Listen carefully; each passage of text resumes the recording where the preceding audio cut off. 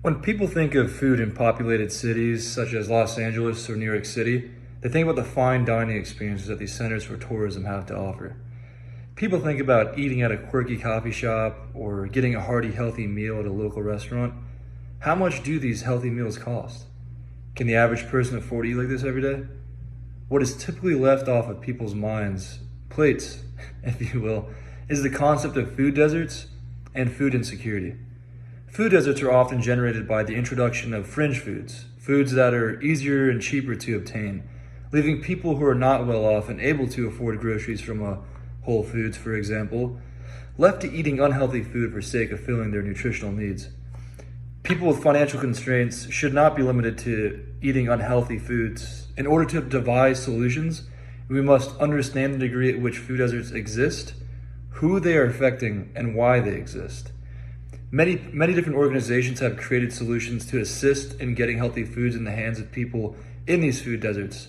And I will discuss a few of them, as well as the impact of food deserts that they're having on people. What creates a food desert? Food deserts are generated due to the existence of large bargain grocery retailers. Due to the nature of the size of these grocery stores, they're often clustered in suburban communities rather than the actual cities.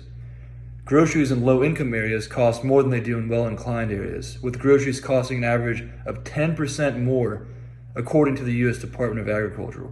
When people can't afford their groceries, they end up purchasing convenience. For example, McDonald's, fast food, chips, etc.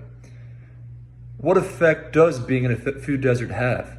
Since food deserts cause people to typically purchase fringe foods, again, McDonald's, Burger King, things of that nature, people in low-income areas have typically higher obesity and more diet-related health problems. To put simply, when nutritious foods aren't available and affordable, it's hard to eat healthy.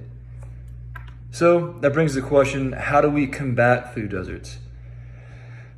There needs to be more of an awareness of how larger corporations and major chain grocers in regards to advertising and pushing out healthier foods.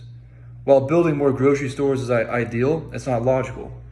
It also goes hand in hand with food waste and creating and having organizations centered around generating a presence around their food waste. So bringing their food waste to those communities, and instead of making it food waste, making it actual food for those communities. There should also be an awareness on smaller mom and pop shops and partnerships created with local produce vendors to ensure that they're able to stock fresh produce regularly and keep prices down.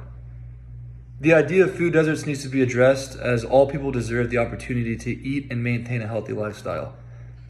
Some of us may have experienced being unable to get healthy food, but the more awareness generated to both major chain grocers and the general populace, the better the solutions that will be devised.